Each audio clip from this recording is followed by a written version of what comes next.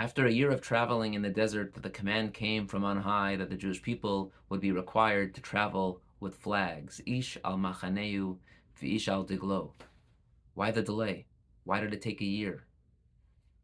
Rabbi Yaakov Kamenetsky explains that the command could only come about after the Mishkan was built. And that's because a flag, by definition, creates rivalry, it creates tension, disharmony, discord, infighting, and potential chaos and destruction of a community. When you don't have a spiritual center and all you have are your flags, each person or each tribe reverts to their corners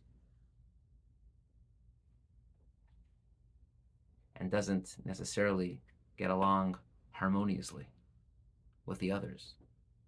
It was only after the Mishkan was built, when there was a spiritual center for each tribe to always make sure their hearts and minds focused towards, where God said, Ishal machaneo v'ishal diglo, now I can command you to travel based on your flags. It's amazing to consider the idea that HaKadosh Baruch Hu waited a full year to command them about flags just in order to avoid machlokas, to ensure that the tribes would enhance each other's standing and not chas v'shalom break each other down.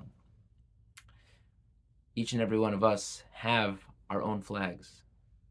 Politically, we have a flag. Values sometimes are not always the same. There are differences among all of us. And we have the proverbial flags.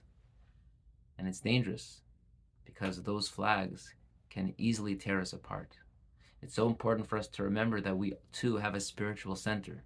We have our shuls, we have our batei midrashos, we have our schools. That we have a spiritual center.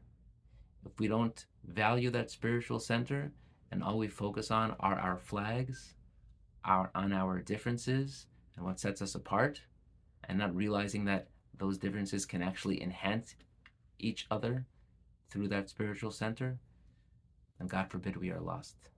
My hope and prayer is that we take all of our talents, all of our degalim, all of our opinions, and we use it to enhance each other, to speak to each other, to help each other, precisely because we remember that there's a spiritual center.